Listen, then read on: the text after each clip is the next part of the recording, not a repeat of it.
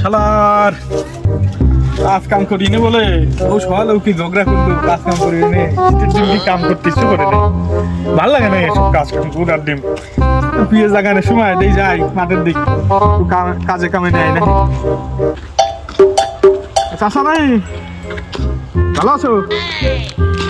ভালো আছেন আপনি? হ্যাঁ ভালোই আছি আল্লাহর রহমতে। কি খবর? মাঠে আসলেন অনেকদিন পরে।